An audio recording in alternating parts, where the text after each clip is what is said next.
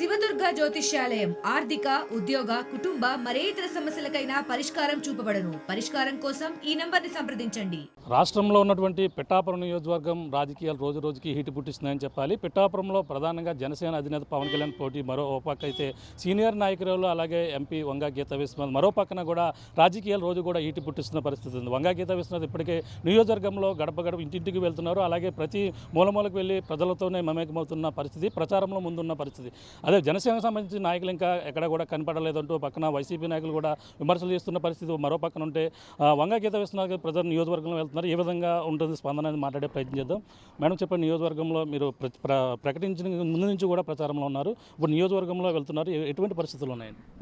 Already ఈ పిఠాపురం నియోజకవర్గానికి నన్ను క్యాండిడేట్గా డిక్లేర్ చేయటం నా అదృష్టంగా భావిస్తున్నాను. జగన్మోహన్ రెడ్డి గారు మరొకసారి పిఠాపురం ప్రజలకు సేవ చేసే అవకాశం నాకు ఇచ్చారు. మరి సాధారణంగా గత కొన్ని సంవత్సరాలుగా నేను పిఠాపురంతో నాకు అత్యంత సన్నిహిత సంబంధం ఉంది. పిఠాపురం ప్రజలు నన్ను ఒక ఆడబడుచుగా భావిస్తారు. నేను కూడా ఒక కుటుంబంలాగే ఉంటుంది పిఠాపురం అంటే. అట్లాగే ఇప్పుడు ముఖ్యంగా జగన్మోహన్ రెడ్డి గారు వచ్చిన దగ్గర నుంచి అంతకు ముందు నుంచి కూడా పిఠాపురంకి ఎప్పుడు ఏ వచ్చినా పిఠాపురం ప్రజలు ఏది ఉన్నా కూడా వంగా గీతగా ఎప్పుడు కూడా వాళ్ళు అందుబాటులో ఉంటారు. అలాగే ఇప్పుడు ఎంపీగా కూడా చాలా కార్యక్రమాలు నిర్వహించడం జరిగింది. మళ్ళీ నాకు ఈ అభ్యర్థిత్వం ఇవ్వడం జరిగింది. కాబట్టి ఇది కంటిన్యూ ప్రాసెస్ అవుతుంది. మొన్న అఫీషియల్గా క్యాండిడేట్గా నన్ను డిక్లేర్ చేయటం, నోటిఫికేషన్ వచ్చిన తర్వాత ఎన్నికలకు సంబంధించి మేము గ్రామాల నాయకులను కలుసుకోవటం, పెద్దల్ని కలుసుకోవటం, అలాగే గ్రామాల్లో ఉండే ప్రజల్ని కలుసుకోవటం జరుగుతుంది. ఈ విధంగా ముఖ్యంగా ప్రజలకి జగన్మోహన్ రెడ్డి గారి ప్రభుత్వం మీద నమ్మకం వచ్చింది. అంటే రాజకీయంగా ఒక వాతావరణం ఏమొచ్చిందంటే నెగ్గిన తర్వాత ప్రజలను ఓటర్లుగా చూడటం, నెగ్గిన తర్వాత నాయకులు వాళ్ళ సొంత పనులు చూసుకోవడం తప్ప ప్రజల గురించి, ప్రజల ఇబ్బందుల గురించి, గ్రామీణ ప్రాంతాల అభివృద్ధి గురించి ఎవరూ చూడలేదు. జగన్మోహన్ రెడ్డి గారు వచ్చిన తర్వాత ప్రభుత్వం అంటే నమ్మకం, రాజకీయ నాయకులు అంటే గౌరవం పెరిగింది. అంటే ప్రజలకి భరోసా ఏర్పడింది. మాకు ఎవరు వెనకాల ఉండాలి, ఆఫీసుల చుట్టూ తిరగాలి, లేకపోతే లంచాలు ఇవ్వాలి, లేకపోతే ఒక వ్యవస్థ చుట్టూ తిరగాలనే బాధ లేకుండా వాలంటీర్ సిస్టమ్ పెట్టడం ద్వారా, అదేవిధంగా సచివాలయ వ్యవస్థ ఏర్పడడం ద్వారా ప్రభుత్వాన్ని దగ్గరికి తీసుకొచ్చారు, పథకాలు ఇంటికి చేర్చారు. ఈ రెండింటి మీద జగన్ గారి మీద సంపూర్ణ విశ్వాసం, నమ్మకం ఏర్పడింది. అంటే జగనే మా నమ్మకం అనే భావన ప్రజల్లో ఏర్పడింది.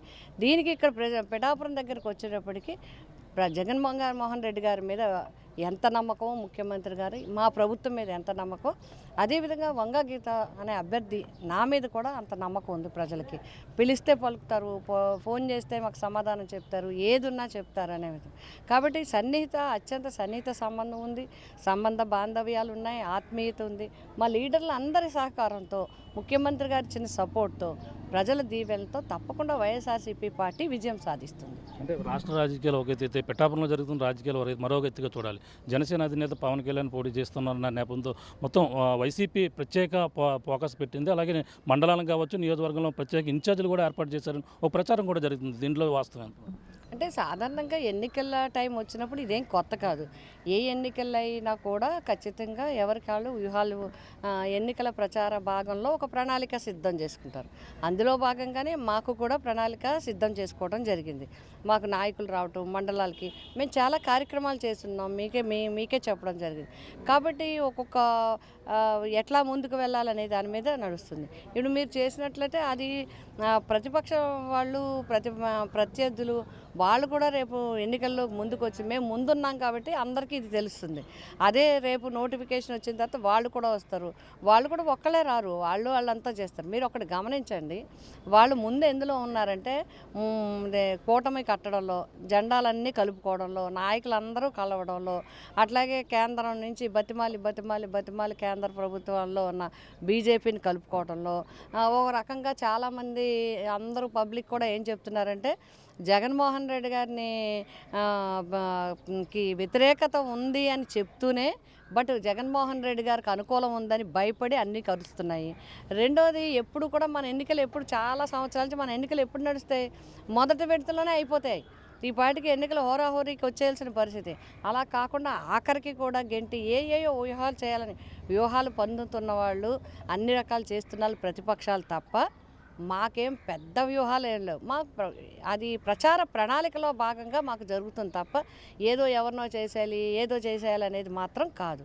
కాకపోతే వాళ్ళు ఇంకా స్టార్ట్ చేయలేదు కాబట్టి ఇప్పుడు మేము స్టార్ట్ చేసుకున్నాం కాబట్టి మాది ప్రచారంలో కనబడుతుంది. పక్కన ముదిన్ రెడ్డి కావచ్చు, మంత్రి దాడిశెట్టి రాజా కొత్తపల్లి కావచ్చు, అలాగే ముద్రగడ పద్మనాభం ఇటీవల తాడేపల్లి కూడా మీరు వెళ్ళడం జరిగింది. ఇటువంటి పరిణామాలు మీకు సూచనలు ఇవ్వడం జరుగుతుంది చూడండి.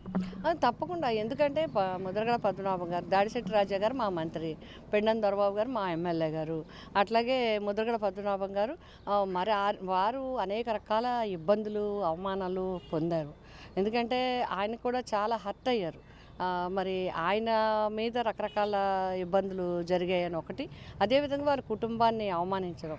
నిజంగా భూదేవికి సమానరాలు పద్మావతి గారు, ముద్రగడ పద్మావతి గారు అంటే అసలు నిజంగా ఆయన మంచినీళ్ళు తాగితేనే ఆవిడ మంచినీళ్ళు తాగుతారు.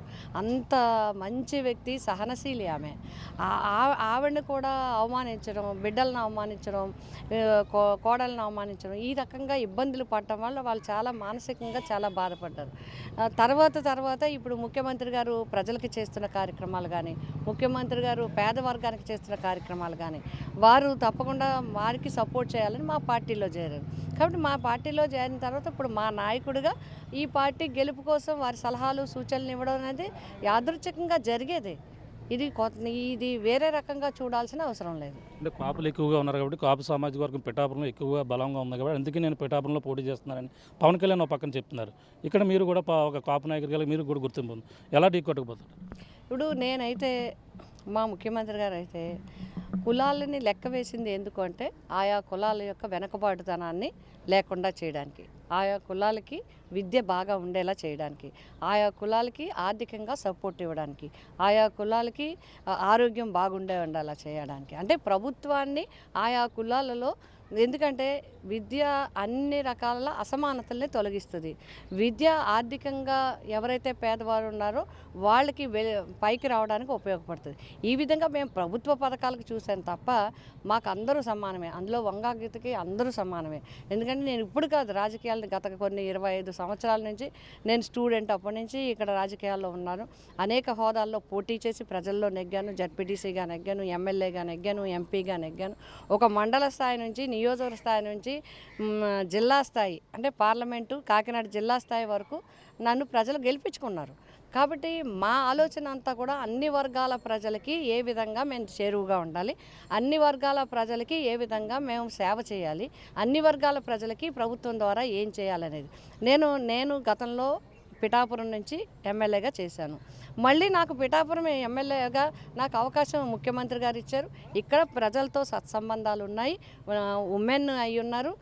కాబట్టి తప్పకుండా ఇక్కడ ఆవిడ అభ్యర్థిత్వం ఇవ్వాలని చెప్పి జగన్మోహన్ రెడ్డి గారు ఇచ్చారు. నేనేం చూస్ చేసుకుని ఇక్కడ ఏ కులం ఉన్నాయి, ఎన్ని ఓట్లు వస్తాయి, ఇక్కడ పోటీ చేస్తే నెగ్గుతానా, అక్కడ పోటీ చేస్తే నెగ్గుతానా, నేను ఎంచుకుని రాలేదు. నాకు సీటు ఇవ్వలేదు. మా నాయకుడు నాకు సీటు పిఠాపురం ప్రజలతో ఉన్న సత్సంబంధాలు వంగా గీతకు ఉన్నాయని ఇచ్చారు. నేను కూడా నాకు అన్ని కులాలకి ఒక కులమని కాదు, అందరూ కూడా మీరు ఎక్కడికి వెళ్ళండి, నేను ఎక్కడికి వెళ్ళండి, కులాలకు అతీతంగా, మతాలకు అతీతంగా వారి ఇంటి బిడ్డ కింద నన్ను ఆహ్వానిస్తారు. వారు స్వేచ్ఛగా నా చేయి పట్టుకుని ఇంట్లోకి తీసుకెళ్తారు. వారు స్వేచ్ఛగా ఫోన్ ఎత్తి ఒక ఎంపీగానో ఒక ఎమ్మెల్యేగానో కాదు, స్వేచ్ఛగా వంగా గీతకు ఫోన్ చేసి గీత గారు నాకు ఇది కావాలి, నాకు ఇలా హాస్పిటల్లో ఉన్నారని ఫోన్ చేయగలుగుతారు. అంత సన్నిహిత సత్సంబంధాలు నాకున్నాయి. అయినా కాపు అయితే మీరు కాపు అని చెప్పేసి అందరూ కాపులంతా మీ వెంట ఉన్నారంటారు. తప్పకుండా ఒకవేళ అలాగే అనుకుని కాపు ఓట్ల మీద వచ్చానని ఆయన అనుకుంటే నేను కూడా కాపు ఆడబడుచునే. కాపు సంబంధాలతో నాకు సంబంధాలు ఉన్నాయి. ఇతర వర్గాలందరితో ఎంత సంబంధం ఉందో తప్పకుండా నాకు ఉంది. నాకు బంధుత్వాలు ఉన్నాయి, స్నేహాలు ఉన్నాయి, వాళ్ళతో సత్సంబంధాలు ఉన్నాయి. వారు నన్ను ఆదరించారు, నేను వారికి సేవ చేశాను. అందరికన్నా పిఠాపురం నియోజకవర్గంలో హైయెస్ట్ సత్సంబంధాలు నాకున్నాయని నేను గర్వంగా చెప్పగలను. అంటే మరొకటి చెప్తున్నారు, అంటే ప్రజారాజ్యం సమయంలో మేము మా పార్టీ నుంచి తీసుకొచ్చామని, మళ్ళీ అవకాశం ఉంటే మళ్ళీ మా పార్టీ రావచ్చు అని చెప్పేసి ఆయనకు మొన్న ఇటీవల మాట్లాడడం జరిగింది పవన్ కళ్యాణ్. అంటే 2009 నుంచి రాజకీయాలకు వచ్చాననేది ఆయనకున్న ఇన్ఫర్మేషన్ అనుకుంటాను, లేకపోతే ఎవరో ఇచ్చి ఉంటారు. బట్ నేను 1985 స్టూడెంట్గా ఉన్నప్పుడు, నేను ఇంకా డిగ్రీ చదువుతున్నప్పటి నుంచి నేను రాజకీయాల్లో ఉన్నాను. నేను స్టూడెంట్ వింగ్ నుంచి నేను ఉన్నాను. తర్వాత అనేక పదవులు, స్టేట్ లెవెల్ పదవులు చేశాను.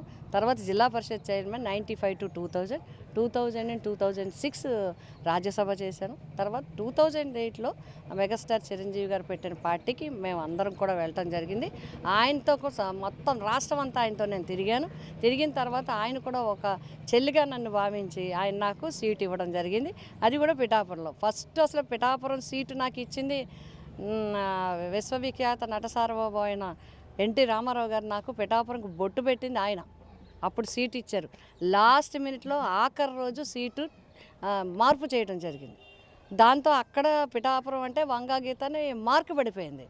అయితే అప్పుడు మిస్ అయింది. వెంటనే ఎన్టీ రామారావు గారు ఆ ఎలక్షన్ అయిన వెంటనే జిల్లా పరిషత్ ఎలక్షన్ వచ్చాయి. జిల్లా పరిషత్ చైర్మన్ ఉమెన్ అయింది, నాకు ఇచ్చారు అవకాశం.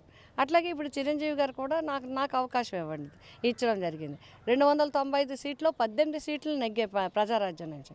అందులో 18లో నేను ఒకదాన్ని, నాకు నెగ్గే అవకాశం, నన్ను అసెంబ్లీకి పంపే అవకాశం పిఠాపురం నియోజకవర్గ ప్రజలు నాకు ఇచ్చారు. కాబట్టి రాజకీయాల్లో నేను చాలా లాంగ్ పీరియడ్ నుంచి ఉండే అవకాశం వచ్చింది. నేను ఎక్కువ మంది ప్రజలందరికీ అరెస్ట్వేల్ తూర్పుగోదావరి జిల్లా, అదేవిధంగా స్టేట్ వైడ్ పనిచేసే అవకాశం, నేషనల్ వైడ్ పనిచేసే అవకాశం ప్రజలు నాకు ఇవ్వటం జరిగింది. అంటే జనసేనలోకి ఆహ్వానిస్తున్నాం అన్నారు, దానికి మీరు ఏ విధంగా కౌంటర్ ఇస్తారు? ఇది అంటే నేను చెప్తున్నాను కదా, ఇందాక ఇన్ఫర్మేషను ఎట్లాగా కరెక్ట్ ఇన్ఫర్మేషన్ లేదు.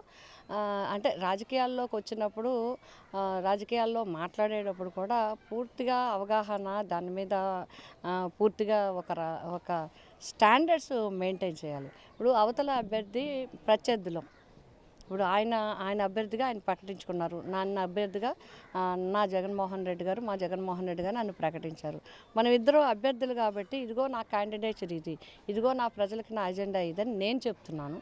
అట్లాగే వాళ్ళు చెప్పాలి. కానీ ఒకవేళ పవన్ కళ్యాణ్ గారినే మా పార్టీలోకి వచ్చేయండి, మా జగన్మోహన్ రెడ్డి గారు బ్రహ్మాండంగా చేస్తున్నారు, భారతదేశంలో ఎక్కడా లేని పరిపాలన ఇస్తున్నారు, కాబట్టి మీరు మా దాంట్లోకి రమ్మంటే ఏమైనా బాగుంటుందా? అది కరెక్ట్ విధానం కాదు. కాబట్టి మరి అది ఆ పదాలు ఎందుకు వాడారో ఆయనకే తెలియాలి. ఒకసారి ఎంపీ అంటున్నారు, ఒక పక్కన ఎమ్మెల్యే అంటున్నారు. రెండిట్లో ఏది క్లారిటీగా ఉండే అవకాశం ఉందంటారు? ఆ క్లారిటీ వాళ్ళకే కావాలి. నేను ఎమ్మెల్యేగా పోటీ చేస్తున్నాను, నన్ను ఎమ్మెల్యేగా జగన్మోహన్ రెడ్డి గారు ప్రకటించారు. మాకు 175 సీట్లు ప్రకటించేశారు, 24 ఎంపీ సీట్లు ప్రకటించారు. పూర్తి క్లారిటీతో చెప్పాలంటే యువకుడైనా కూడా పక్కా క్లారిటీ, పక్కా ధైర్యం, పక్కా భరోసా. బంతి కింద కొడితే ఎంత పైకి వెళ్తుందో అంత క్లారిటీ జగన్మోహన్ రెడ్డి గారు. మీరు ఎవరైనా చూడండి, యూత్ అందరూ కూడా ఆదర్శంగా తీసుకోవాలి. అణగదొక్కే కొలది అణుబాంబులో పైకి వెళ్ళే వ్యక్తి జగన్మోహన్ రెడ్డి గారు. కాబట్టి జగన్మోహన్ రెడ్డి గారికి అన్ని క్లారిటీ ఉంటాయి. ఆయనతో నడిచే సైన్యంగా మాకందరికీ కూడా, ఆయనతో నడిచే కింద నాయకులుగా మా అందరికీ కూడా పూర్తిగా అవగాహన ఉంది. మాకు టికెట్ ఇచ్చారు, మేము ప్రజల్లోకి వెళ్తున్నాం. మా యొక్క నాయకులందరూ నాతో పాటు ఉన్నారు. మా జగన్మోహన్ రెడ్డి గారి సంపూర్ణ మద్దతు ఉంది. ప్రజల ఆశీస్సులతో, దీవెనలతో మేము సిద్ధంగా ఉన్నాం ప్రజల దగ్గరికి వెళ్ళి వారిని అభ్యర్థించడానికి. ప్రజలు కూడా మమ్మల్ని దీవిస్తే మా విజయం తథ్యం. Okay madam, thank you madam. చూస్తున్నాం, ఇది పరిస్థితి. ప్రధానంగా చూసుకుంటే ఇక అవగాహన లేని రాజకీయాలు ఒక విధంగా చేస్తున్నట్టుగా కనిపిస్తుంది. అంటే మేము ఆయన చేసినటువంటి జనసేనలోకి రావాలంటే చేసిన ఆహ్వానం ఏదైతే ఉందో దానికైతే ధీటుగా అయితే అప్పుడు సమాధానం ఇచ్చారు. మేమేమైనా వైసీపీలోకి రావాలని మేమేమైనా కోరితే అది ఏమైనా బాగుంటుందంటూ ఆయన ధీటైన సమాధానం కూడా చెప్పిన పరిస్థితి అయితే ప్రధానంగా ఉంది. ఏదన్నా మేము క్లారిటీగా ఉన్నాం, క్లారిటీగా ముందుకెళ్తాం, 175 నియోజకవర్గంలో మేమంతా కూడా క్లారిటీగా ఉన్నాం కాబట్టి జగన్మోహన్ రెడ్డిని అన్ని విధాలుగా కూడా అందరూ కూడా ఆదరించేందుకు సిద్ధంగా ఉన్నారని చెప్పేసి ప్రధానంగా అంటున్నారు. ఏదేమైనా నేను సీనియర్ నాయకురాలుగా, పిఠాపురం ఆడపడుచుగా, ఒక కాపు నాయకురాలుగా అందరూ కూడా నాకంటూ ఒక ప్రత్యేక గుర్తింపు ఉంది కాబట్టి పిఠాపురం నియోజకవర్గ ఆడపడుచుగా నన్ను మళ్ళీ ప్రజలందరూ కూడా ఇక్కడ జీవించేందుకు సిద్ధంగా ఉన్నారు. ఇప్పటికే మేము అంతా కూడా మొదటగా టికెట్ అభ్యర్థిగా నన్ను ప్రకటించడంతోనే నియోజకవర్గంలో వెళ్తున్నాం. నియోజకవర్గంలో వెళుతూ నియోజకవర్గంలో ఎటువంటి వ్యూహాలు వేయాలి, ఎటువంటి అభ్యర్థులను ఏ విధంగా చేయాలి, ఎటువంటి ఇన్ఛార్జీలు ఏ విధంగా వెళ్ళాలంటూ ఒక పార్టీ ప్లానింగ్ ప్రకారంగా వెళ్తున్న భాగంగా ఇన్ఛార్జీలు కావచ్చు, వీళ్ళందరికీ ముద్రగడ పద్మం వీళ్ళందరూ కూడా వస్తున్నారని చెప్పేసి అన్నారు. అవతల ప్రత్యర్థులు ఎవరైతే ఉన్నారో జనసేన సంబంధించిన ఎవరు కూడా ఇంకా పార్టీ ఎవరు కూడా ప్రచారం రాలేదు కాబట్టి ఎటువంటి వ్యూహాలు వాళ్ళకి ఎటువంటి కనిపించడం లేదు. వాళ్ళకు కూడా వస్తే ఈ విధంగా ఉంటుందంటూ దీటైన సమాధానం కూడా చెప్పినటువంటి పరిస్థితి. ఏదేమైనా పిఠాపురం నియోజకవర్గంలో మేమంతా కూడా క్లారిటీగా ఉన్నాం. జగన్మోహన్ రెడ్డిని అవతల 175 నియోజకవర్గాలు గెలిపించేందుకు అందరూ సిద్ధంగా ఉన్నారు. పిఠాపురం నియోజకవర్గంలో కూడా నన్ను కూడా నేను గెలిపించేందుకు కూడా ఇక్కడంతా కూడా సిద్ధంగా ఉన్నారు. కాపు నాయకురాలను కాబట్టి ఆయన కాపు ఓట్లను చూసి ఇక్కడికి వస్తుంటే నేను గతంలో ఎప్పటి నుంచో సేవ చేస్తున్నాను, అందరూ కూడా వాళ్ళ సేవే నన్ను మళ్ళీ ఇక్కడ గెలిపించేందుకు కూడా అందరూ సిద్ధంగా ఉన్నారంటూ ఏదేమైనా పిఠాపురం నియోజకవర్గంలో మళ్ళీ నేను వంగా గీత విశ్వనాథ్ ఇక్కడ గెలవబోతుంది. ఆ పిఠాపురం ప్రజలందరూ కూడా నన్ను ఆడపడుచుగా నన్ను గెలిపించబోతున్నారంటూ వంగా గీత విశ్వనాథ్ చెప్తున్న పరిస్థితి ప్రధానంగా ఉందని చెప్పాలి. ఇది కూడా ఉన్న తాజా పరిస్థితి. కెమెరా రాముతో ప్రకాష్ RTV పిఠాపురం నుంచి. మరిన్ని వీడియోస్ కోసం ఛానల్ ని సబ్స్క్రైబ్ చేయండి, లేటెస్ట్ అప్డేట్స్ కోసం వాట్సాప్ ఛానల్ ని ఫాలో చేయండి అండ్ లింక్ డిస్క్రిప్షన్ లో ఉంది.